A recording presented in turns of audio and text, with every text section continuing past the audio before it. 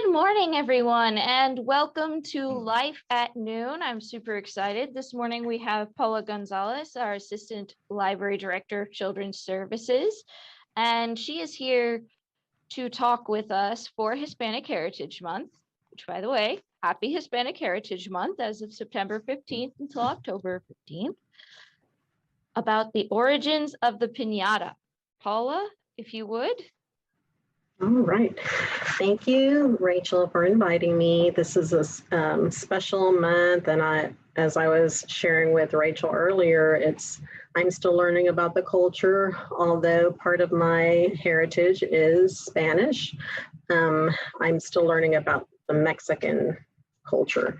So culture from Mexico. And so the piñata to me is a symbol of that. And I was curious and wanted to hear and discover more about the origin of the piñata. So I did a little bit of research, and my research shows me that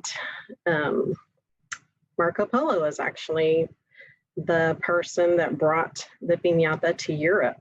And so during his travels and exploration, when he was in China, happened upon festivals and seeing all of the lanterns. And here's a picture that I added to the PowerPoint of the interesting shapes and animals they used, basically derived from the Chinese New Year's. And so he was, during his discoveries there, he was at a festival where he was observing how the Chinese celebrated this event, this festival. And he noted that they would break the lantern shaped in the shape of an animal, break it open, and there would be seeds that would spill out of the vessel. And then they would burn the seeds, and then the ashes were actually the treasure. So the ashes they were supposed to be good luck. So the people would gather the ashes, and as many as they could for good luck throughout the year. So that was the first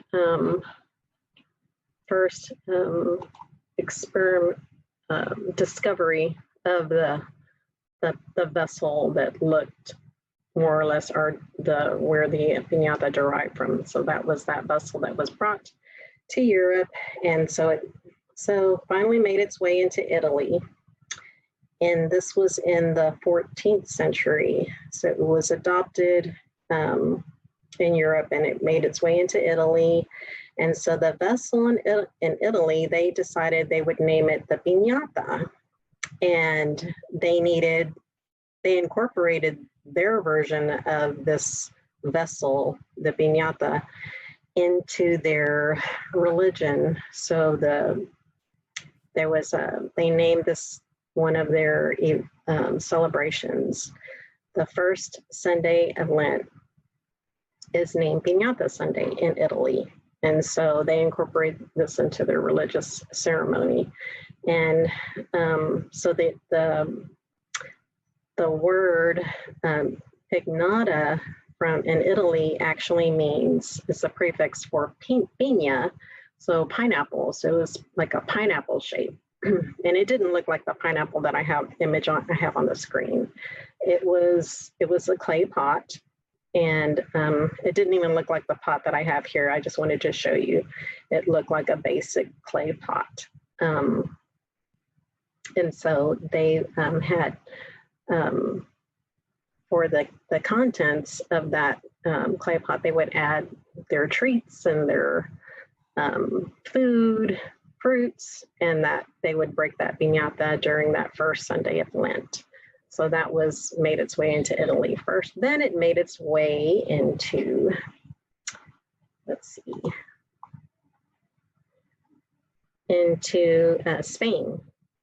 So as you can see in this picture, you can see that vessel is still a clay pot, and you can see the treats that are in it.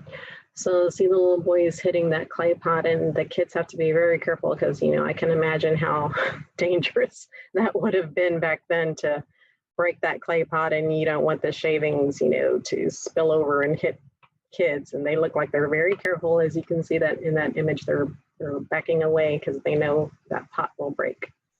So looking at this and my experience with piñatas, I'm like, that's the better way to go, because at least it'll break. The piñatas I make now during our days are very difficult to break. You have to hit them 1,000 times before they break. So this the clay pot is so fragile, it'll break instantaneously, and then all of the fruits and treats would fall out. So that is, that's when it made its way into Spain. And they changed the look of it too. They added paper. In this image, you don't see the paper and the garland that they added to it. But it did, they adapted that piñata over the centuries to look more and more different. So the next screen is, here we are.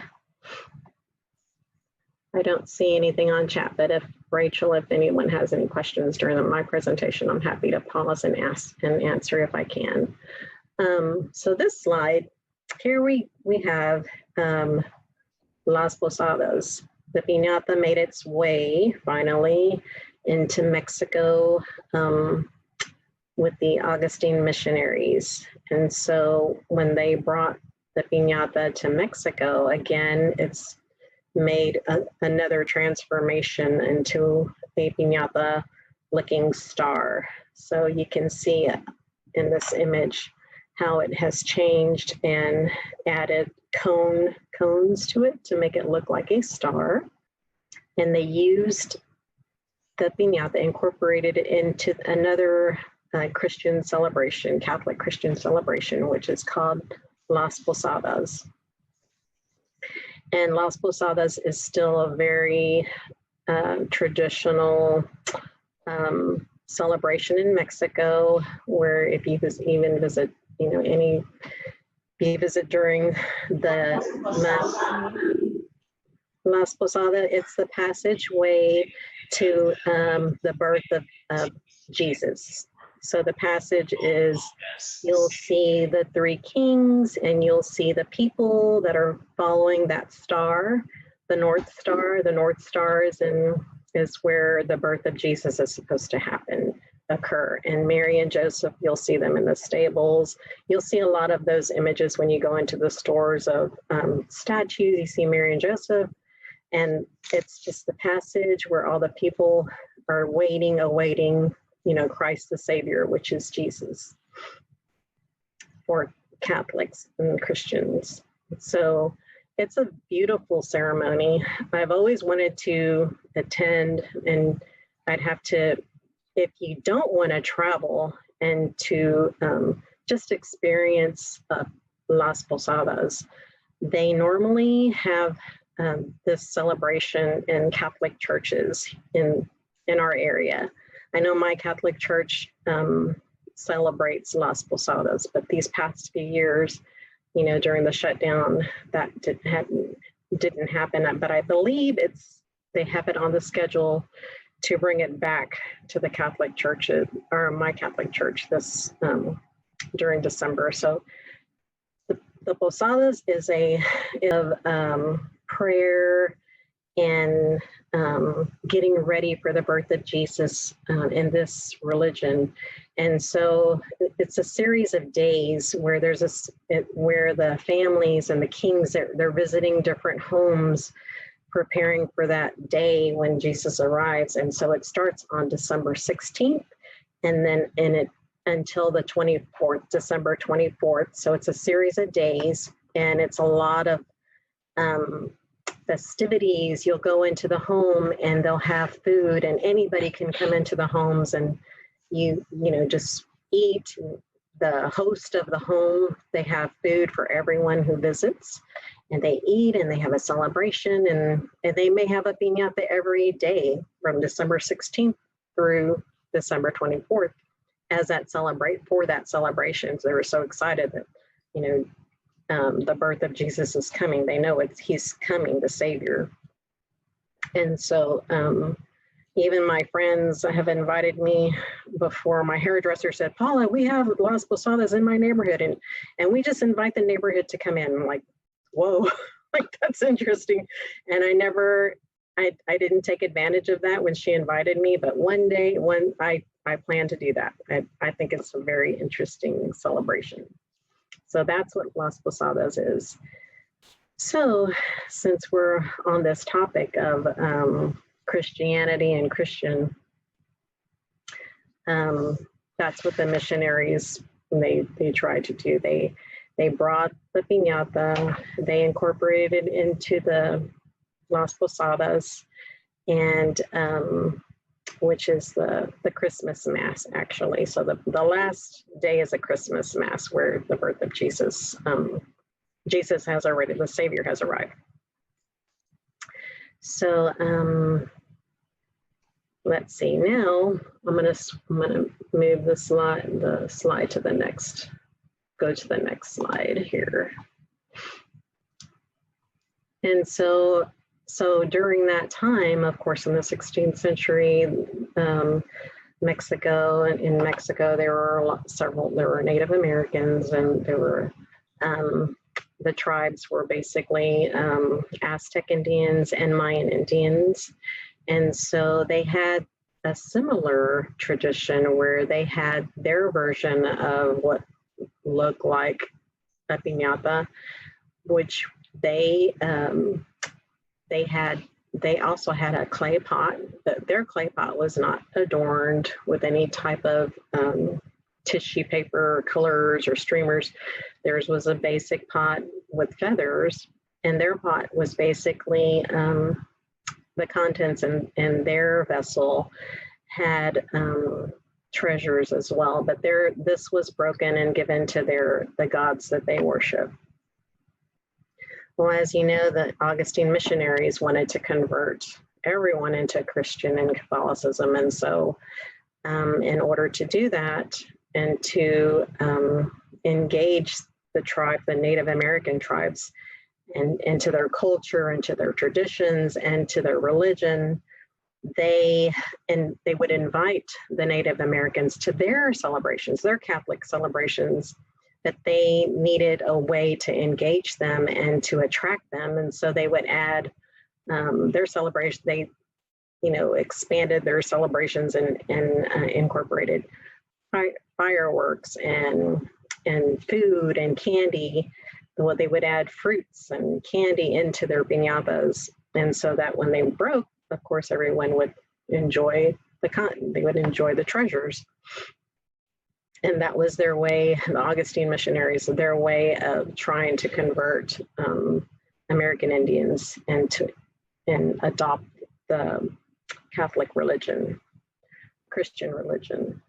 So you'll see, I was on Flickr. I was looking at the images there to share with you, and I was surprised that they had this image of that pot with the feather, and it had a description of exactly what it was used for, and it was made by the Aztec Indians. So it's really interesting to see.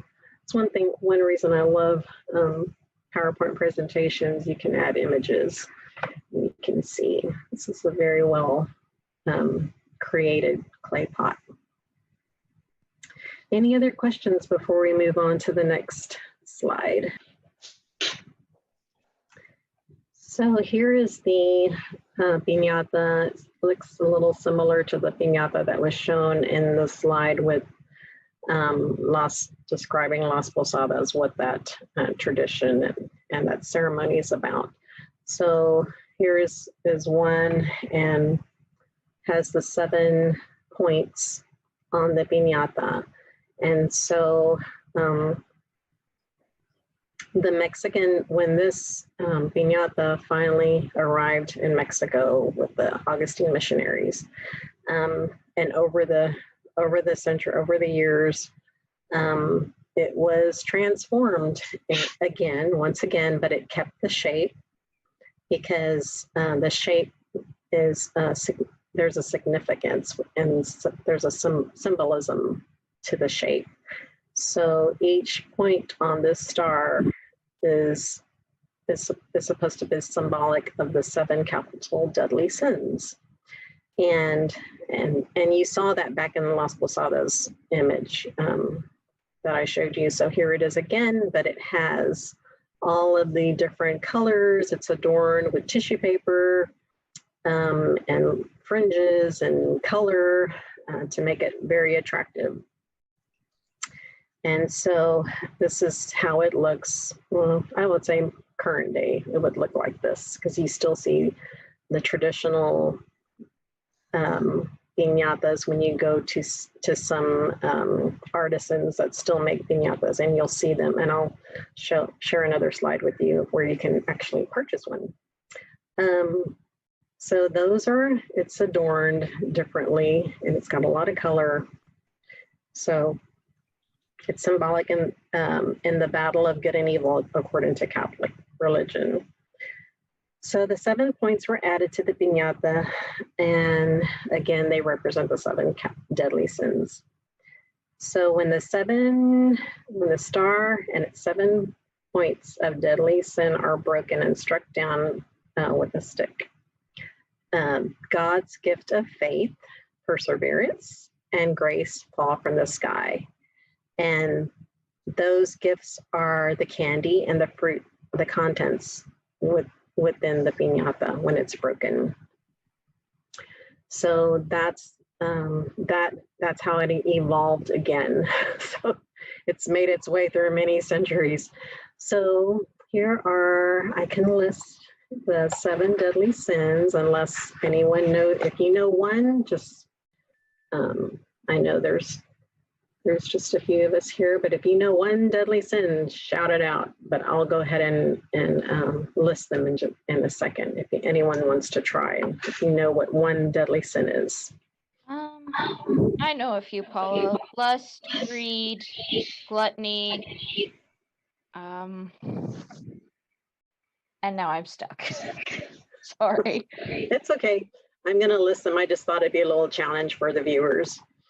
So I'll go ahead and list them. So, yep, you got. So greed, sloth, gluttony, pride, envy, anger. Yeah. Oops. Let me go back. Sorry, I keep going the wrong way. So there they are.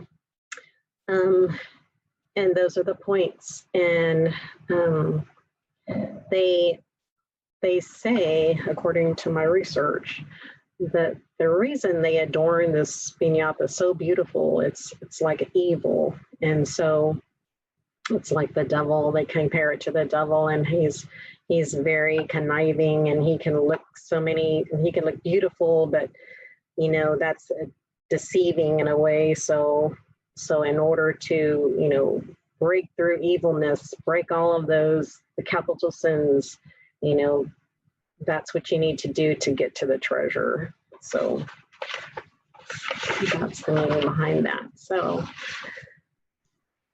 that's what I have discovered. And then here we go to the next slide. So this is the Piñata song that is sung. It's a traditional song that's sung while the kids are breaking the piñata. And I have the translation. It's a cute little song, and it's been a while since I've sung it. But if I had a little instrument, I would sing it for you. But it's really cute. I'll attempt to sing it if y'all don't mind. I hope I don't, if I sing the wrong note, I apologize now, but it's really cute. It's Andele amigo, no te delates con la canasta de los cacahuates. Andele amigo, sal del rincón con la canasta de la colación. No quiero oro, ni quiero plata. Yo lo que quiero es romper la piñata. Dale, dale, dale, no pierdes el tino. Mira la distancia que hay en el camino. Dale, dale, dale, no pierdes el tino. Mira la distancia que hay en el camino. And they sing it over and over again. So you'll hear this sung and the kids are, they're trying to break it. The piñata, they blindfold the kid nowadays, and they spin them around, and they give them the stick, and they walk them. Someone walks them, and they ask the crowd to back up while the child, strikes the piñata. So that is the song. I can go ahead and translate it for you. So that means, come on, my friend, don't be shy. Bring the basket of the treasures. Come on, my friend, come out of the corner, bring that treasure, bring the piñata with the treasure. I don't want gold, I don't want silver. All I want to do is break the piñata. And then it says, hit, the dale part is hit. Don't lose your distance, and aim towards the piñata. Basically, that kind of translates into that last part. And that's so now. Yeah, we have a compliment, Paula, about your singing from Shaheen. She says, "Yay, sounds great, super job." Thank you. It sounds better. I appreciate that, and I know it's like this is not like it's the early part of the day, but I really appreciate that. Thank you very, very much. This is a fun song, and then now we're almost towards the end. I'm sorry this went kind of fast here, but we can definitely share about your experiences. If you've gone to an event where there's a piñata, please share. But I wanted to show you a few slides of this. If you go down North Main off 545, there is a farmer's market. To me, it's like a mini Mexico. The home I grew up in most of my years was in Heights, near the Heights Boulevard on 18th Street in Arlington.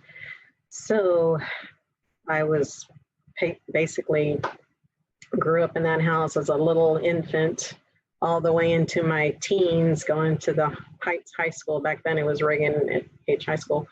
Well, this mini, Mexico, that's where we went. We went for produce. We went to the farmer's market. I mean, if we had a party, you can go and get a piñata. They have the Bolitos Bakery where you can eat, you can visit, and you can buy a huge bag of sweetbread for $4. And today you could still do that. I love it. So this is a piñata, one piñata store. They have a few, but this is one where I went in and I asked the owner if I could take pictures. And so you'll see in the images here, you'll see that they probably broke some copyright laws because those are some Disney characters, but I guess no one has discovered it yet. So here in America, you have to have your any type of Disney or cartoon character. Yeah, you have to have permission to make those piñatas. And normally what people do is because in Mexico, there really aren't copyright laws. And so they make all the Disney, any kind of Disney piñata you want. And people will go to Mexico and buy one and bring it back. So here you'll see some of the popular Disney characters that they had. And I had fun taking pictures of that. And again, there's so many variations, and you'll see a Corona bottle here. And again, sometimes I've seen piñatas filled with little miniature flask or little whiskey, those little whiskey and wine tasting.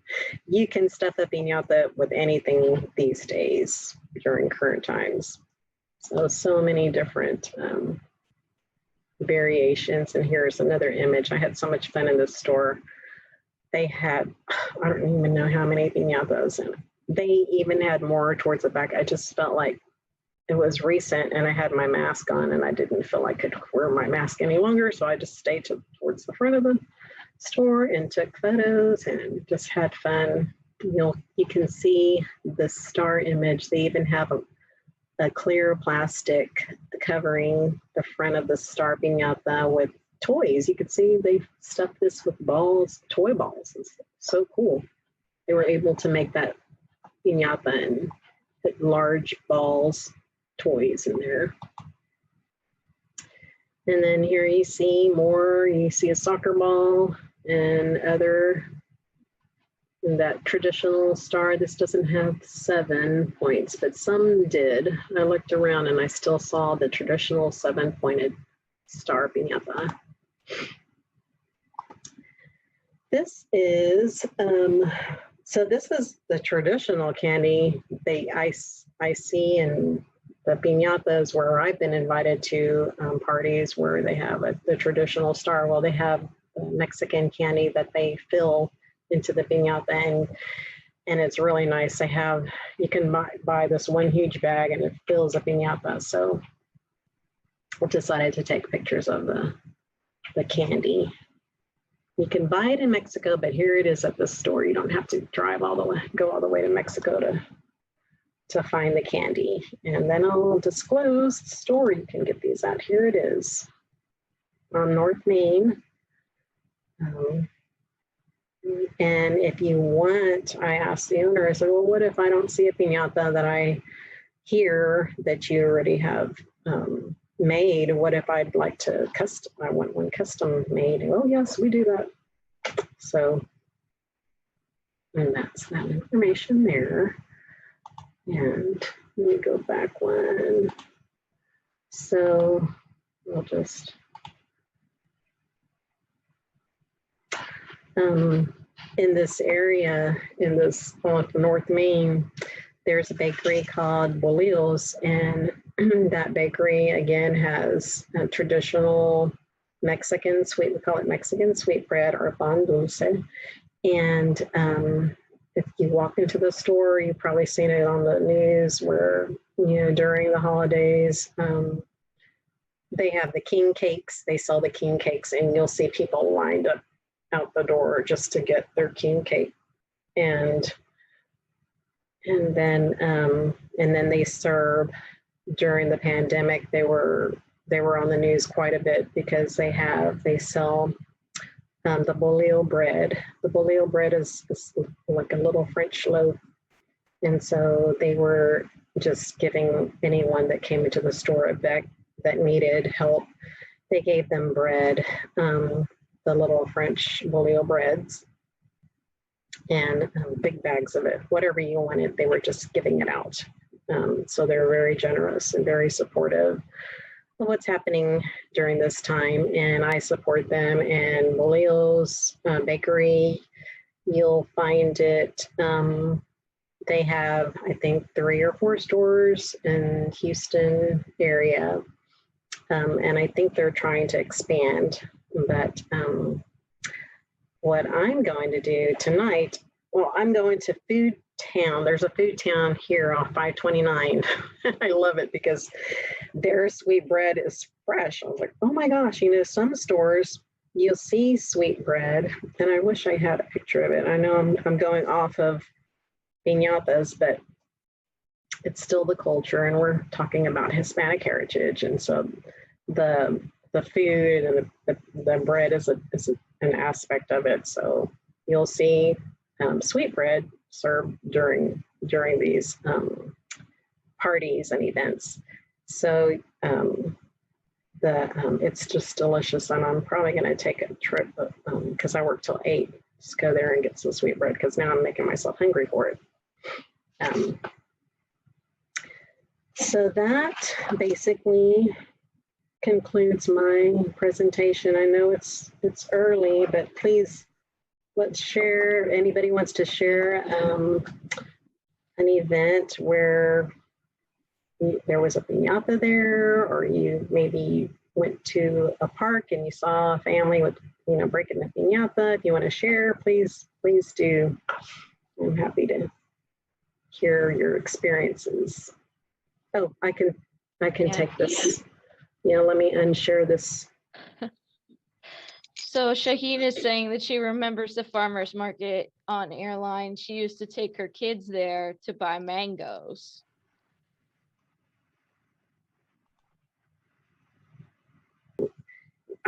had so many cousins, and we were just crammed into our little small homes. And I remember our parents say, "Everybody go outside, it's too crowded in here." So we go outside the backyard, and we didn't have a lot of money, but we had a lot of love and a lot of cousins around. And of course, we, as kids do, fought with each other, cried with each other, played with each other. We did all of that, but it was so much fun because we had love, we had family, and had the piñata. And I mean, just a basic, simple little table, whatever table you can drag, and put a tablecloth on, and my mom would just go in the kitchen, make rice and sandwiches. I mean, we had a hodgepodge of whatever to eat, but it was just being around our cousins and playing the piñata game. We never sang that piñata. I never knew about the piñata song. We just knew, hey, we know it's in that piñata. There is candy in there, so we're going to line up and break it and have candy. Awesome. So, yeah. Okay, well, thank you so much, Paula, for joining us and for sharing so much about your family and cultures and traditions and the origins of the piñata. I had no idea that it had such a long journey across continents. So that's pretty amazing, how new traditions grow. And speaking of songs and games, in 2 weeks on October 13th, we are going to have our assistant director and currently our acting director, Melanie Washman, who is going to give us a presentation for International Board Games Week. And she's going to be teaching us different types of board games to play and how to play board games online. So do join us for that. And we will see you hopefully in 2 weeks for Life at Noon. Thanks so much. Thank you. Have a great day. Thank you.